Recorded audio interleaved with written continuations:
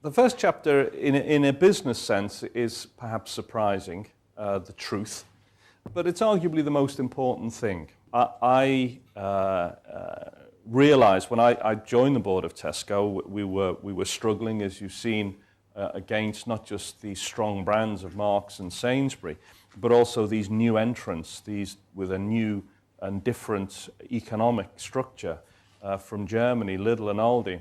And we were in a pretty bad squeeze. Actually, the day I was appointed to the board, I was called to the CEO's office, and I actually thought I was going to get fired.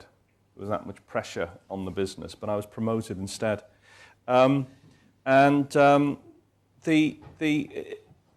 really struggled in that job to know what the problem was. And it occurred to me, it is hard for organizations actually to get an accurate sense of the environment they're in. It's very hard for an individual to see themselves as others see them. But when you come together in large groups or organizations of thousands, it's really difficult.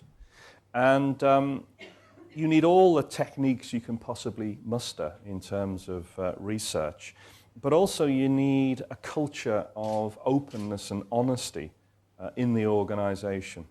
And so I talk a little bit about that. I actually found that the way through for me was our customers. I found those people were pretty straightforward with Tesco, and they were prepared to tell us exactly what we were doing wrong.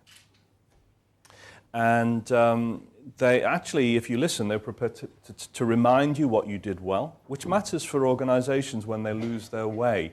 You often need to be reassured about what got you this far. And if you kept listening, they'd actually tell you what they needed you to change in order to do the right thing again. And it was such a profound effect for me. You know, CEOs always worry about where the growth is going to come from. From that day, I never had to worry where the growth was going to come from. And we grew from 7 billion to 70 billion in a slow growth industry. Because I just said, I'm going to stay as close to customers as I possibly can. And where they go, I'll be with them. And that's going to be my business. And it proved to be so. I didn't need a strategy beyond that.